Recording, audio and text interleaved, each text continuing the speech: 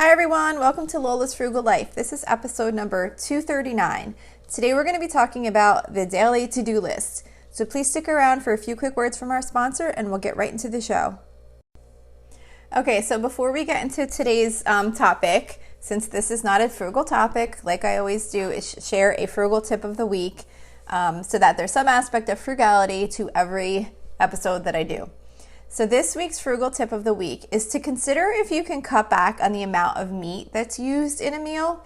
If your family eats meat, there are some dishes where meat is just kind of part of the dish, not the main dish. And I found that in those meals, I can often cut back and put less meat in the meal to save money on the cost of that meal. So like for an example, it might be like say like a pasta that has like meat mixed in, or like we do these Chipotle bowl nights where it's like chicken and rice and beans and all that. And I found that like when you have a meal like that where it's kind of a dish with meat that's kind of incorporated into it and meat is not like the main dish, that you can often cut back on the amount of meat that's incorporated into the dish and the meal is still like just as good and just as filling, and it doesn't really have a big impact. So that's somewhere where you might be able to cut back on the cost of a meal a little bit if meat's not the main dish and it's kind of just adding to the meal or the recipe itself. So that's my frugal tip of the week. So this week I wanted to talk about managing our to-do list and using a daily to-do list to help you get more things done. So I guess the thing is that, and it's not only to get more things done, it's to reduce that stress of the to-do list. So most of us have so many things on our to-do list that it seems almost impossible to ever accomplish these things.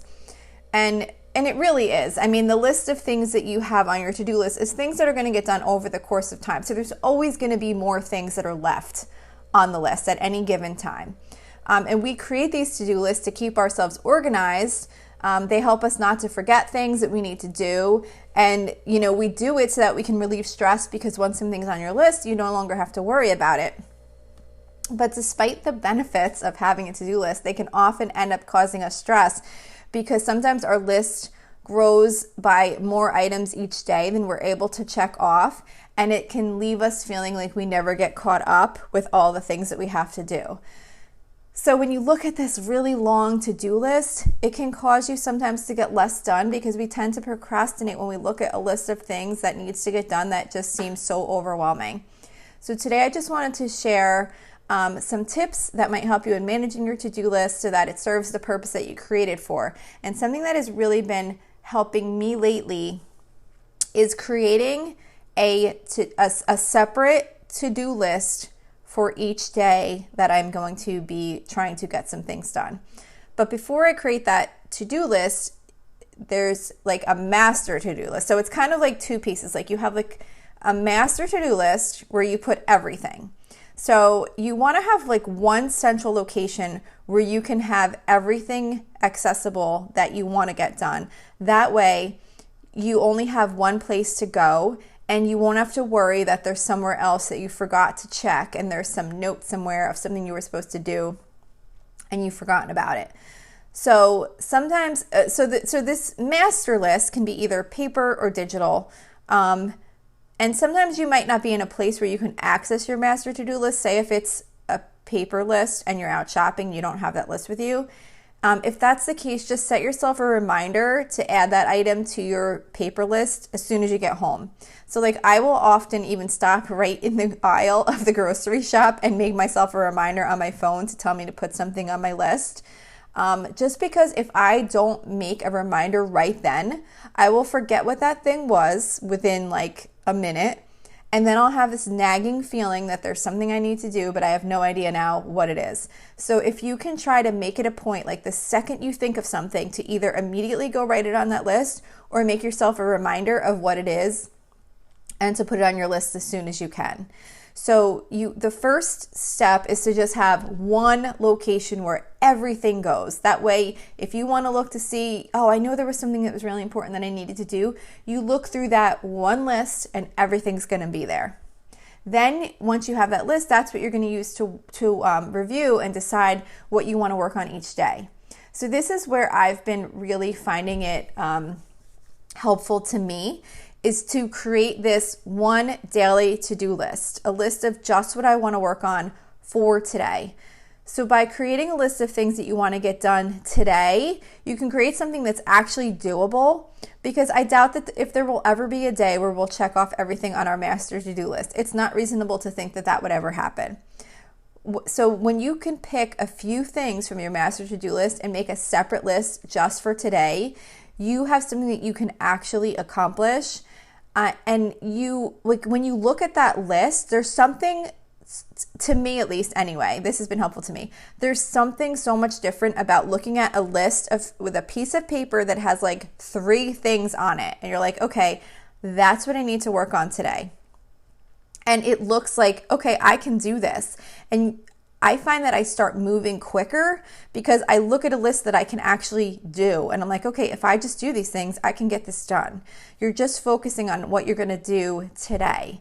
Because when you look at that master list, while you're trying to get other things accomplished, it can be so distracting because it's just a constant reminder of all the other things that need to be done that you're not doing today.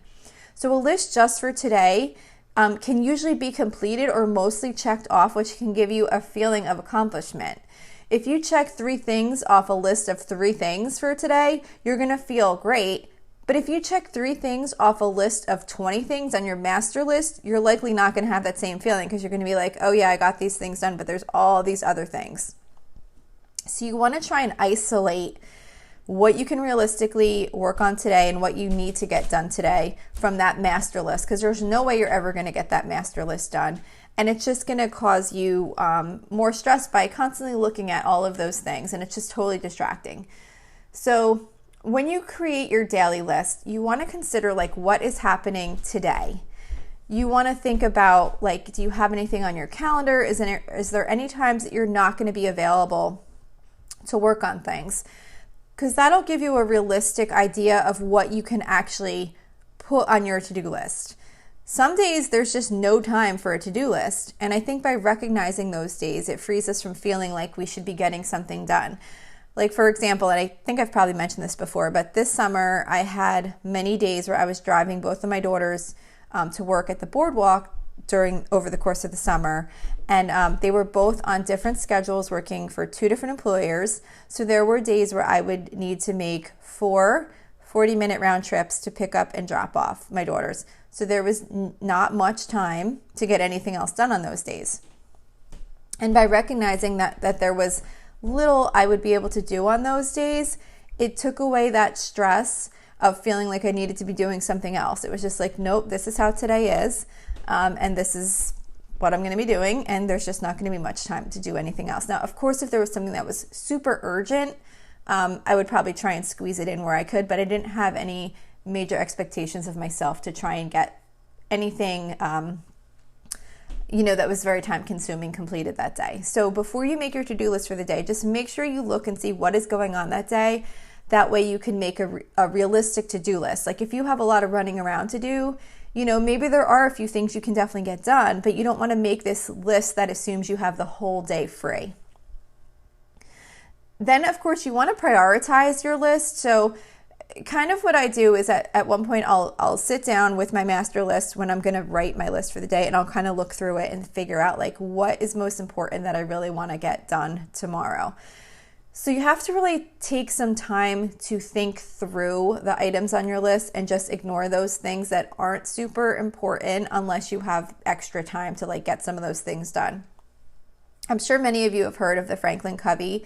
I'm sorry, not Franklin Covey. Franklin Covey's the planners, which is a mix of part of the Stephen Covey thing, but I meant to say Stephen Covey. So Stephen Covey has a method of prioritizing tasks within 4 quadrants. So this can be good to help with prioritizing your to-do list. So there's 4 quadrants. The first one is urgent and important. So those are the things that need to get done first. Anything that's on your list that is both urgent and important. And the goal is to try in the first place to avoid things ever getting into this category. So an example of something that might be urgent and important is maybe you need to get a gift for a party that's tomorrow afternoon. it's important because you need to get a gift for the party, and it's urgent because now it's tomorrow. So you want to try not to get things falling into that category, but if you do have something in that category, that's what you want to get done first. It's both urgent and it's important. The second quadrant is urgent and not important.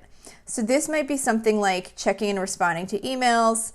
In our mind, we might think it's urgent and needs to be taken care of right away, but often these things can wait so that we can focus on what is actually important. So the urgent and not important are the things that you don't want to spend too much time focusing on, because it's taking away from the things that are more important that actually do need to get done. And you especially don't want to take away from the time for the things that are urgent and important. Then there is not urgent and important. This is where you really want to always be trying to work in this quadrant. So it's not urgent, so it's not like due tomorrow, but it is important. So this, for an example, with the gift for a party, this might be getting a gift this week for a party that's being held next week. So it's important, but you took care of it before it became urgent and before it went into that urgent and important category. So it's something that you want to try and get done ahead of time so that you're not waiting till the last minute. You're like, oh my gosh, I have to run out and get that. So not urgent and important. That's where you really want to try and focus your time as much as you can. And then there's things that are not urgent and not important. That's the fourth quadrant. So these are things that you can do whenever you have time. This might be something like watching a movie you've been wanting to see, or playing some video games or whatever. And I'm not saying that this might not be something that can fall into another category. Maybe you just need a day to rest, so you might decide that watching a movie is urgent and important. It's just up to you to decide how you want to categorize your priorities and how they fit into these quadrants. But again, as you're looking through your to-do list, you want to focus on what's urgent and important, what needs to get done first, that's like highest priority, and then what's not urgent but important, so that you can get ahead of those things before they become like, oh my gosh, I have to get this done right now. So then another tip that I have is to make a brand new list for each day. Like, don't take yesterday's list and then leave whatever was open on it and then add to it, because it just looks messy. And I don't know, there's just something about like a brand new fresh to-do list with just the things that you're going to work on today. Especially because sometimes what can happen is if you carry over your to-do list from yesterday, you can add some more things on, and then you might think of things and add other things on, and then you wind up creating another long to-do list, and you don't want that. You just want a nice clean list for today, and it's only what's today. And then that way, as you're crossing things out or checking things off, it's not things you did yesterday, it's what you did today. So you can see of the things that you had on your list, what you actually accomplished this day only. And it's just, I don't know, I just feel like it's just a nicer way to kind of see what you had plotted out to do, and then what you actually were able to get done. Because it's just, I don't know, I just think it makes it better and cleaner, and it's just, these are my priorities for today, and there's nothing else on that list. And when you're making your list, make sure don't to just pick easy stuff, because unless you have like a really busy day ahead of you, where you're not going to obviously be able to focus on anything of significance, you want to make sure that at least one of your items on your list is something that's high importance, like we talked about in those quadrants before, because it can be really easy to pick those things from your list that you know you can really quickly and easily get done and get a lot of check marks. But when those things are like just like the easy little things, they're often things that aren't very high priority. And when you put them on your list, like I said, you'll be able to check off a lot of things, but you're probably not going to feel that as great as if you got some more important things off of your to-do list. And make sure to put some fun things in there too, along with your other tasks. I always find that like some of the best days are the ones where I get some really important things accomplished, but then I also have time to do some things that are just for fun. So even if you're really overloaded with things, you can usually find at least like 10 to 15 minutes during the day to take a break and do something you enjoy. It just feels so good, like when you get something major done during the day, and then like you have some time, even if it's just like to sit outside and relax or whatever, and you're like, this is great. I got that thing done, and I'm also able to spend this time to enjoy this day. And there's just something really great about a day where you can get like a good mix of getting something really important done and then also having time to just kind of relax or enjoy something that you want to do. So I hope this episode was helpful. That's it for today.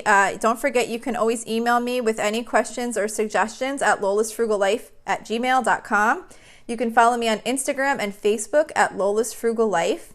You can find blog posts for each episode on my website at lolasfrugallife.com.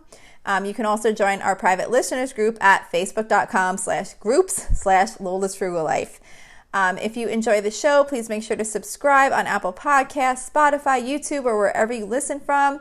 And I would love it if you would screenshot the show and tag me on Instagram. That's really fun. Then I can reach out to you and send you a little message. It's just neat to get to connect with people that are listening to the show. And also, if you can please take a couple of seconds to rate and review the podcast, that would be really helpful to me in helping grow our audience. So that's it for today. Thank you so much for listening, and I hope you have a really awesome day.